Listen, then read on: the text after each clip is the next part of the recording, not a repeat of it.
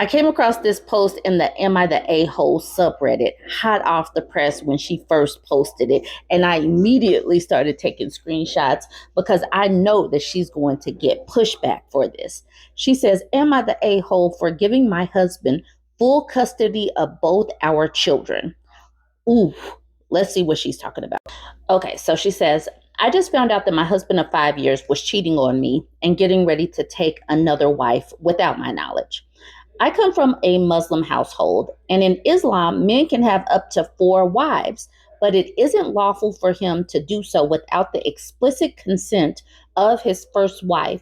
And on top of that, he has to be capable of giving equal love and care to all his wives. I and millions of other women today don't like this law since it has no place in the modern world. It came down to us in a time of turbulence and wars to protect women the only way they could be hundreds of years ago. Many young and educated women today never consent to sharing their husbands, but it is unfortunately prevalent due to misogyny. Because we live in a mainly patriarchal world, many men abuse this law and F over their wives and family. In my community, many men do exactly this and marry other women without the consent of their first wife and leave them rearing children all alone with minimal or no help. I am an educated woman, young. I'm sorry, maybe she means I'm an educated young woman. I have a supportive family, and I truly never thought this would happen to me, but it did. Well, after finding out through rumors that he is taking a wife back in the homeland, his family and mine came together to talk. My in laws had the audacity to ask me to be peaceful and not make things hard for my husband. My parents were extremely angry, especially my father, because even though my in laws were promising that my husband would still be my husband and do all his duties, he did not believe them, and neither did I. After the in laws tried to gaslight us by saying a wife shouldn't be spiteful and other nonsense, I laughed in their face and told them I would never ever become a single mother with a living husband, and right then and there gave my toddler to my mother in law and my infant son to my father in law. My parents looked at me with shock, but I stood up for myself and told my father in front of everyone that I have always told them that I would rather die before I'd raise the children of a trash can of a man and have to deal with him for the rest of my life, and turned around to leave. My family and my in laws were just stunned and just looked at me as I took my purse and left. If you're wondering why it was so easy for me to give up my kids, it's because I never bonded with them properly. Both my pregnancies were extremely difficult, and I hadn't gotten over my postpartum depression from my first child. I had added stress from my newborn, too, who was always crying and screaming no matter what. Their father was no help and truly made my life worse by not being there for me. My heart was filled with so much hatred and anger and contempt. I swear I thought I'd lose my mind and harm my children. I was so unstable that I was afraid of being left alone with them after that terrible meeting today. That's why I gave them up. I could just picture what my life was going to look like with them in it in the future at the same moment, and I didn't like what I saw. My mother called me to berate me, and my father was mostly silent and crying. I told my mother that she was lucky to have a husband like my father, and she didn't understand 1% of what I was going through. She told me to take my children back and give them to her so she could raise them. She didn't want to part with her grandkids. I asked her what the big deal was, since men do this all the time, leave their wives and children to be cared for by his in laws. I told her, I'm not going to be one of them. We started arguing, and I screamed at her that she was getting old, and in no way was I dumping 2 children on her lap like my aunt did to my grandmother, and hung up before she could get a word in. Right now, as I'm in my hotel room, my heart feels empty and I feel a distant sense of guilt, but overall, like a weight was lifted off my shoulders. The reason why I'm writing this is to ask an outside perspective. Is what I did right? Am I betraying my children? I truly do not want to raise 2 children all alone and become bitter for the rest of my life and deal with their father. I'm contacting a lawyer to give up my full parental rights to my husband and pay child support if I have to. This is definitely one of the hardest posts, the hottest posts. And I know that she is probably being dragged for filth. I'm totally sure she is.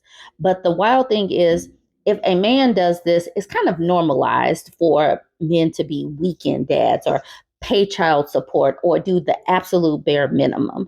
But if a woman says, I am not prepared to do this, I have hatred in my heart, I she's just coming out and saying, I am bitter, I am contemptuous. I mean, I would hope that nobody with sense would want somebody to raise children that has contempt and bitterness in their heart for children to raise them. Yes, the mother says she would take her, but the mom is going to be old and not be able to do this. And then where are these kids going to be? The daddy the daddy needs to be responsible. And she said that the daddy wasn't helping with the kids. And that's one of the reasons why she has so much bitterness. So now it's going to be time for the daddy and his new wife to take on these children. I'm not sure what the comments were looking like. I didn't even read. I was just literally taking screenshots. So I will do a follow up and see, what is going on, because you can see I got this literally when it was fresh off the press. It only has 347 comments at the time of me taking these screenshots. And I'm totally sure this is either going to be deleted or it's going to blow up. But let's look at the comments that are there now. The first comment says, I recommend you get help for your postpartum depression and then go from there. Hide Me says, giving up a child because you mentally cannot care for them is honorable. She admitted to being worried about causing them harm because of the lack of support the father provided. She is not the a-hole. And then Interesting T says, yes. Why does she have to be the sole caretaker? Why can't her husband come and get the kids? Internalized misogyny is so annoying. Like, he literally left his kids and cheated on her and sprung on her that she's basically going to be a single mother, while most likely knowing she's been struggling with postpartum. Now it's her fault for owning up to it and handing the kids off to the dad's parents. In my opinion, it's the best thing she could have done. And then a gold says, but yelling at your mom who wants custody because of your own hangups and not her actions is not honorable. OP is also one of the LP is also one of the a-holes in this, of this piece. So Rachel says what she did is not child abandonment. She placed them in the care of the grandparents who were insistent on trying to get their cake and eat it too. Her father should sue the in-laws for the return of any dowry he paid, and parents should welcome her back into their home because she will be the one who cares for her parents when they are old. And then Billy says, I agree with this. It must not have been easy for her to do that, and looks like she was forced to do a lot of things she never wanted to do. It's heartbreaking. This person says, I disagree when the safety of her children are in her mind. So many times we tell parents to walk away, don't harm the children. And then when a woman does walk away, we judge her wrong. Nope, she did the right thing. Okay, so that is the consensus. And like I said, this is really early and I only took a few screenshots. Now I'm going to do this hard pivot to this post that I saw as I was scrolling the TikTok page. This woman here, this is an old post, but it literally just popped up on my For You page today. This woman named Paige did a whole video about why she doesn't take advice from men. And she was talking about somebody named Casey something or other. And she says she just doesn't take advice from men because they do things and they don't give a damn about their children. And then she was speaking on this man. She says, even the most successful of men, because the common thread is usually that they were able to become successful because there was a woman standing beside them or behind them, supporting them and taking care of the kids when they could literally just abandon them. So this woman posted this. And if you're on my TikTok page, you need to go over to Paige's page to look this up. But if you're on the YouTube page, I'm going to post this woman's video, and then I'm going to post a clip of the man speaking.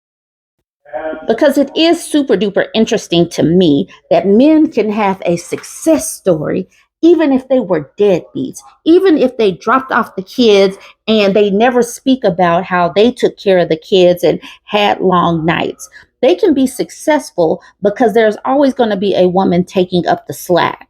But if a woman says, I can't do this for whatever reason, we hold women to different standards than we do men.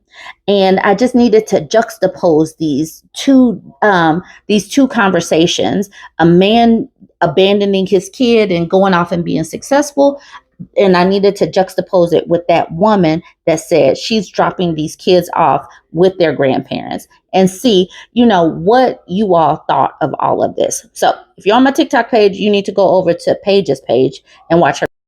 If you're on my YouTube page, I'm about to play her video, and then I'm going to play a short clip of this man named Casey talking. And if you want to just scroll away from listening to the man speak, then go ahead and do that.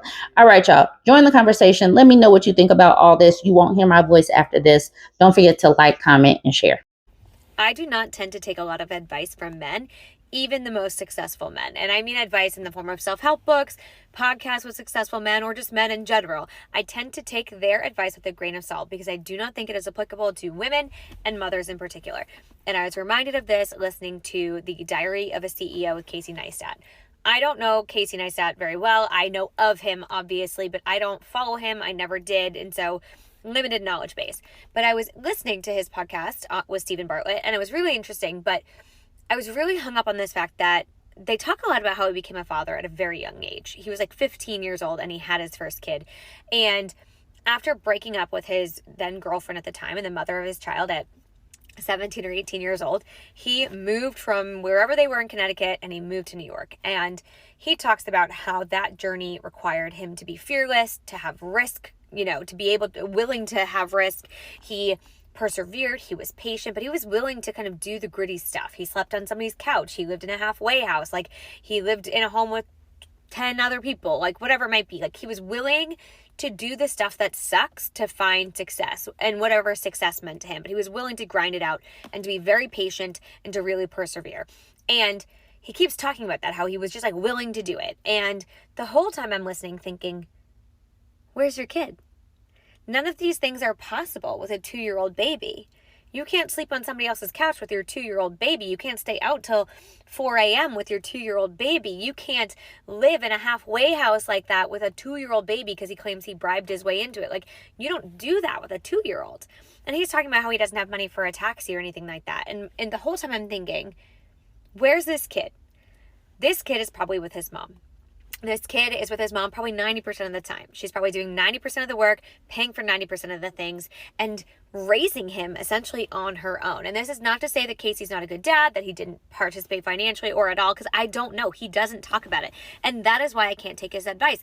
I want to know what happened there. If it were a mother telling that story, you would know what she did for childcare, how she paid for everything for that child, where they lived, who supported her, what was her village like. Like, you'd know those things because those things were critical to her success if she had success. But for him, it wasn't critical because he had her. Men have women. That is the biggest lesson I've learned. When they tell us any kind of advice about how they became successful, it's because they had women supporting them. The problem is, if that woman, if she, his baby mama, wanted to do the same thing that Casey did, would that have been possible? Could she have left her kid with him for 90% of the time and participated slightly and maybe monetarily, but mostly was off sleeping on couches in New York City? Could she have done that? Probably not. And if she had, she would have been frowned upon for doing so. And that's the difference. He is held up on this pedestal for doing this work and for becoming successful and doing it the hard way. But if she were to do the same thing, she would be called a bad mother who put her career before her kid. And that is why I don't take advice from men, even successful men, because their advice is not applicable to women. It just doesn't apply in today's society, and it doesn't apply fucking logistically because it's impossible to do the things they do because we are held to a different standard and expected to do more than they do. I got in a fight with my mom at age 15 on a Monday night, and she gave me this ultimatum. I was so mad at her at the time. I was like, you can't tell me what to do. And she was like, you need to do this, this, and this, or get out of this house. And I was like, all right, I'm gonna go. And I just like left. Where did you go? That night I stayed at a friend's house down the street. Then I slept at another friend's house. But I eventually moved in with these two girls. They were great. They were super fun. And, you know, they were like, let's say I was 15. I think they were 17 or 18. And then, you know, one of them, she and I kind of got close. And then like immediately she was pregnant. And a year later we had a kid. And that was challenging. When she and I split up, you know, she dumped me because I was just such a pain in the ass. And God bless her for doing so. But I remember I was like, okay, I've got a plan. In 5 years, I'm going to move to New York City and I'm going to figure this out and I'm going to do this and I'm going to do that. What were you going to do in New York? I don't know. It's hard for me to empathize with how like bright-eyed, bushy-tailed, naive I was.